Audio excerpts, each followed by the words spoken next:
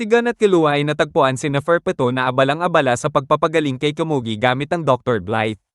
Nang lumingon si Pito, nakita nito ang nakakakilabot na aura ni Gon. Nagpakilala si Gon pero deadma lang si Pito, mas mahalaga si Komugi kaysa sa mainit na ulo ni Gon. Napansin ni Killua na hindi agresibo si Pito at naisip niyang baka nga talagang nagtatangkang iligtas nito si Komugi. Pero si Gon, walang pakialam. Gusto niyang makipagbakbakan agad. Biglang yumuko si Pito. Nilabas ang mga palad at nagmakaawa kay Gon na hintayin siya matapos ang gamutan. Lalo lang uminit ang bumbunan ni Gon at halos magliyab ang sahig sa lakas ng aura niya. Sinubukan ni Killua ipaliwanag na baka nasaktan lang si Komugi dahil sa Dragon Dive ni Lolo Zeno. Pero wala pa rin pake si Gon. Nag-promise si Pito na susunod ito sa kahit anong gusto ni Gon matapos lang gumaling si Komugi. Para patunayan ang sinabi, binali ni Pito ang sarili niyang braso. Pero imbes na maawa, lalo lang noindang si Gon. Nagwala siya, nagsisigaw, at binasag ang sahig sa sobrang galit. Sumingit si Killua para pakalmayin siya, pero nasabihan patuloy ni Gon na wala siyang pakialam sa laban nila. Sa wakas, natauhan din si Gon at tinanong si Pito kung gaano katagal ang gamutan. Sumagot si Pito na 3 hanggang 4 na oras. Pero di pumayag si Gon. Sa huli, napagkasundoan nilang 1 oras na lang tapos pupunta sila kay Kite para gamutin ito. Umupo si Gon sa harap ni Pito at naghintay. Samantala, si Killua ay umalis na. Pag-alis ni Killua sa kwarto, naalala niya nang sabihin ni Gon na parang wala siyang pake sa misyon. Samantala, narinig ni Meteoren ang sigaw ni Gon at natunton ang kanilang lokasyon. Sa labas ng palasyo, si Zeno ay naglalakad palayo pero binubulabog siya ni Chito na parang makulit na bata. Gusto ni Chito magpasikat sa bagong teknik niya pero sabi ni Zeno na wala siya sa mood. Matapos ang paulit-ulit na pangungulit, biglang may bumagsak na impact sa ulo ni Chito, patay. Si Silva pala ang gumawa nun at sinundo si Zeno gamit ang kanilang dragon. Habang lumilipad sila, nag-usap silang mag-ama tungkol kay Killua at sa posibleng pagtanggal ni Killua sa karayom ni Illumi. Balik sa palasyo, bumalik sina Killua at Meteoren. Sinabi ni Meteoren ang hirap ni Knuckles sa pagtakbo at pag-iwas kay Yuppie. Tinanong ni Killua kung gaano katagal kayang i-maintain ni Meteoren ang God's Accomplice. Sagot ni Meteoren, 1 minuto lang. Sabi ni Killua na sapat na yon. Samantala, tumalon si Knuckles mula sa tore habang hinahabol siya ni Yuppie. Pero bigla itong tumigil at bumalik sa hagdan. Nakita ni Knuckles si Shoot na halos wala ng buhay. Naisip niyang hindi pa tinapos ni Yuppie si Shoot dahil hindi ito nakikita bilang banta. Nasaktan ng pride nilang dalawa. Si Shoot, umiiyak habang buhat siya ni Knuckles na parang nagpa-promise na babalikan niya si Yuppie. Sa kabilang banda, si Morel nasa loob ng Smoky Jail, iniisip kung ano nang nangyayari sa labas. Samantala, si Shia Puff parang psychic na binabasa ang emosyon ni Morel at natutuwa sa takot at pagdududa nito. Galit na galit si Yuppie sa APR na parang matinding utang na hindi mabayaran. Sumabog siya sa galit gamit ang Rage Blast. Pati si Welfen na nasa courtyard lang, napatras sa takot. Matapos ang pagsabog, si Yuppie ay nakaramdam ng kakaibang saya at emo moment. Si Knuckles naman, nagplano mula sa taas. Paiinitin niya ulit ang ulo ni Yuppie at habang nagcha-charge ito para sa Rage Blast, aatake siya. Matapos ang matinding Rage Blast ni Yuppie, muntik nang bumagsak ang Central Tower ng palasyo, pero nasalo ito ng Smoky Jail ni Morel. Mula sa malaking hukay, lumabas si Yuppie na parang galit na kalabaw at nagkunwaring sobrang galit para maakit si Knuckles na umatake ulit. Nang mag-announce ang APR ng panibagong dagdag sa interest, binugbog ito ni Yuppie at pinalipad palayo. Sa loob ng Smoky Jail, nag-iisip si Morel kung paano tatagalan si Shia Puff. Pero si Puff ay naglabas ng milyon-milyong mikrobyo para makatakas sa usok. Sa ilalim ng palasyo, si Ikalgo naman ay naghanap kay Palm gamit ang mga abilities ni Flutter. Nakita niya ang warehouse ni Bizef at kinausap ang mga babae doon. Pero nagtaka sila kung bakit may messenger si Bizef. Natagpuan din ni Ikalgo ang isang message ni Palm na nagsasabing pumunta siya sa palasyo at kung hindi siya bumalik, malamang patay na siya. Paglabas ni Ikalgo, nasalubong niya si Blowster na agad siyang binaril nang mapansin ang pagkakamali niya sa pagbanggit sa pangalan ni Hagia imbes na Liel. Akala ni Blowster na patay na ang impostor at umalis ito. Pero nang nasa elevator si Blowster, hiningan siya ng passcode na wala siyang alam. Samantala, si Ikalgo naman ay nakatakas habang nagtatago sa ilalim ng truck. Balik sa labanan, nagpakita si Knuckles kay Yuppie para protektahan si Shoot. Nagpalitan sila ng mga insulto hanggang sa umatake si Knuckles. Pero bago siya matamaan ng isang nakamamatay na suntok, biglang may tumamang kidlat kay Yuppie. Naparalisado si Yuppie at nasuntok siya ni Knuckles ng 8 beses. Biglang lumitaw si Kaluha sa ibabaw ng hukay, bumaba na puno ng electric aura, at handang tapusin si Yupi. Nag-Godspeed mode si Kaluha at sunod-sunod niyang binanatan si Yupi ng parang electric mosquito. Si Yupi kahit Royal Guard pa, hindi makasabay sa bilis ni Kaluha. Pero biglang naubos ang baterya ni Kaluha, kaya umakyat siya pabalik sa ibabaw. Habang hinahabol siya ni Yupi, bigla na lang silang nawala sa paningin nito. Ang sikreto, si Milioren gamit ang God's Accomplice ay naitakas silang dalawa. Samantala, sa ilalim ng palasyo, si Blowster ay stranded sa elevator dahil hindi niya alam ang passcode. Si Ikalgo naman ay nag-iisip ng plano para malusutan si Blowster. Una, plano niyang gamitin ang sleeping gas. Pangalawa, patayin si Blowster at gamitin ang katawan nito bilang disguise. Biglang binaril ni Blowster ang elevator doors at nakatakas. Si Ikalgo naman nagtago sa monitor room at nagpatuloy sa pag-shutdown ng mga daan. Pero si Blowster, gamit ang kanyang baril, ay parang rocket na tumakas sa trap. Sa huling plano ni Ikalgo, nagdala siya ng armored vehicle. Pero binaril ni Blowster ang gulong nito. Umusad ang sasakyan at bomb-ara sa entrance ng elevator.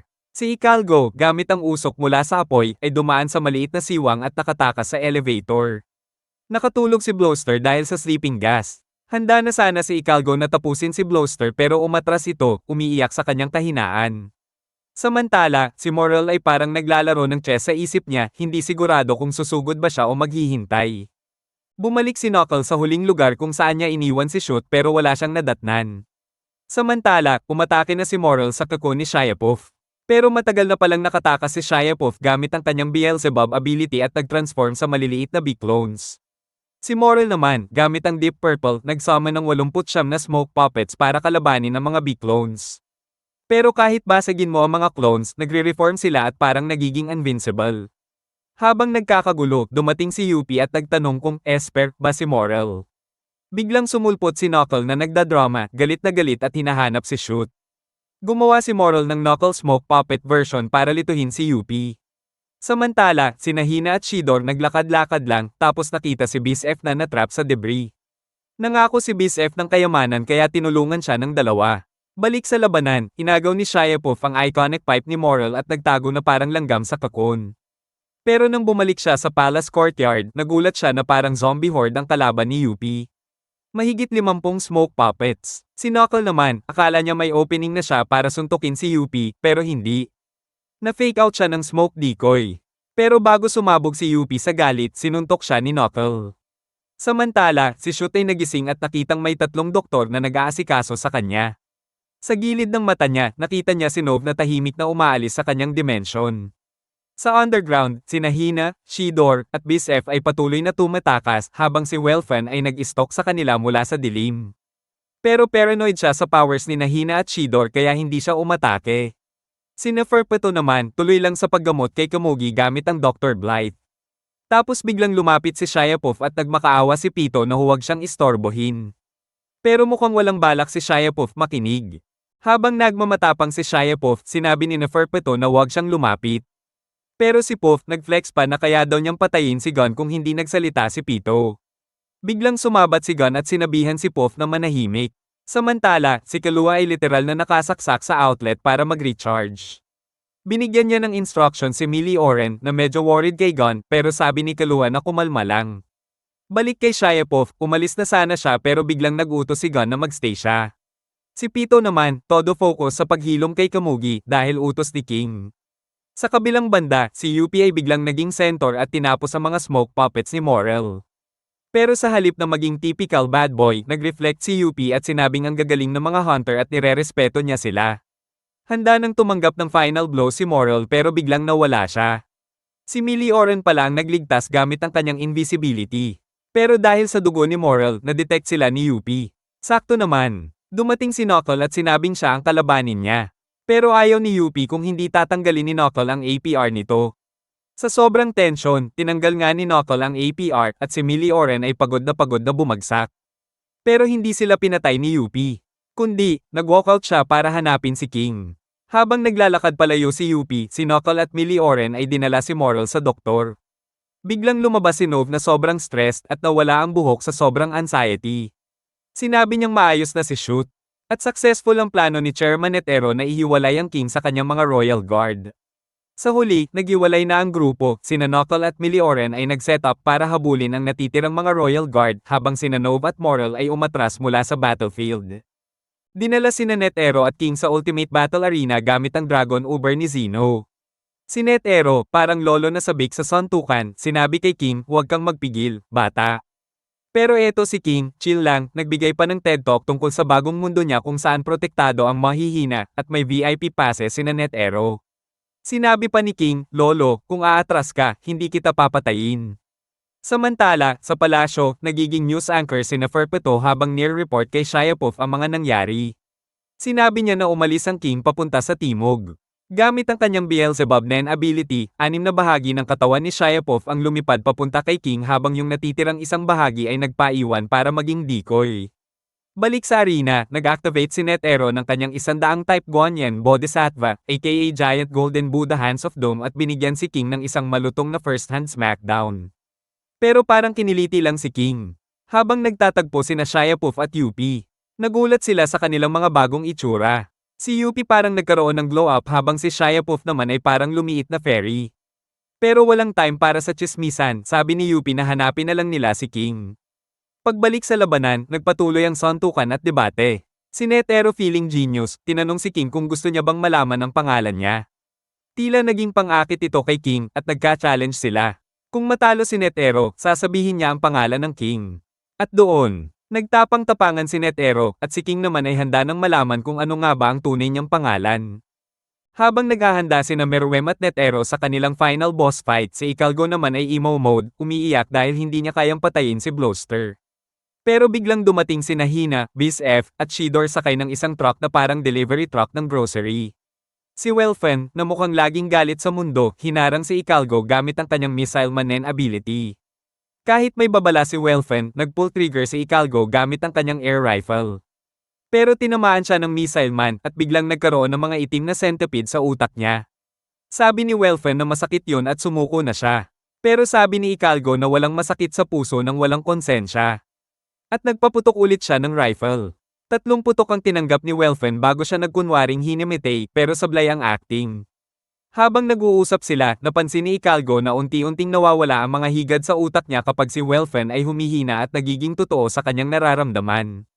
Nag-share si Welfen ng kanyang tragic backstory, ang pagiging parte ng Chimera Ants. Ang kanyang ama na sinakal siya at ang matalik niyang kaibigang si Gyro. Dahil sa matinding hugot moment, nawala ang mga higad sa utak ni Ikalgo. Bago sila maghiwalay, nagtanong si Ikalgo tungkol kay Pam. Sabi ni Welfen na nandun sa itaas parang butterfly sa kakon. Umakyat si Ikalgo at surprise. Lumabas si Pam sa kakon niya, pero ngayon, reborn na siya bilang isang Chimera Ant na may new look. Lumabas si Pam mula sa kanyang kakon na parang underwater fashion model, may fish scales, fins, at crystal ball sa noo. Samantala, si Kalua naman ay nag-recharge ng electricity at handa na sa susunod na laban. Habang naglalakad siya sa hallway, biglang napatigil siya. Nararamdaman niya ang isang pamilyar na aura. Gamit ang kanyang yoyo CCTV mode, sinilip niya ang paligid at nakita si Pam, pero wait lang, bakit parang Aquaman cosplay ito? Nagharap ang dalawa. Tinanong ni Pam kung nasaan si Gon. Pero tumanggi si Kalua na sabihin. Ayaw niyang masira ang fragile emotional state ni Gon kapag nakita niyang isang Chimera Ant na si Pam. Dahil walang gustong umatras, naglaban sila. Si Pam ay nag-transform sa kanyang Black Widow mode, literal na emo gothic queen na may buhok na naging itim na gown at giant hat. Habang todo atake si Pam, biglang nag-breakdown si Kalua at sinabi ang dahilan niya kaya ayaw niyang makita siya ni Gon. Napatigil si Pam, parang nauntog sa katotohanan.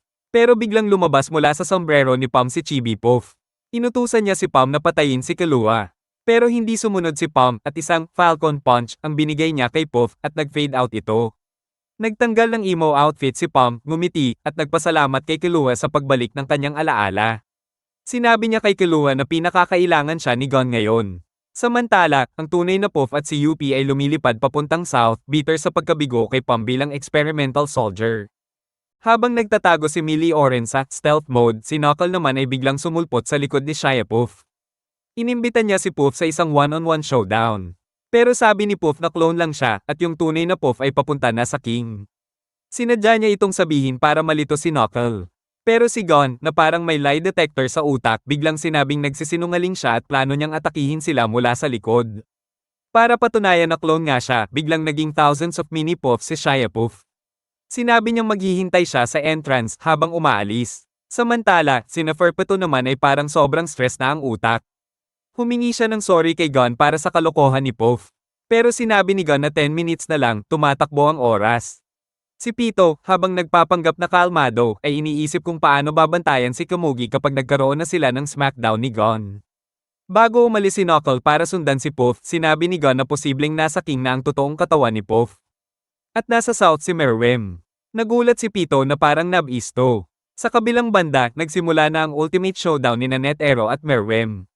Si Netero na may god tier powers ay ginamit ang 100 type Guanyin Bodhisattva at sinapak si Meruem gamit ang 99th hand.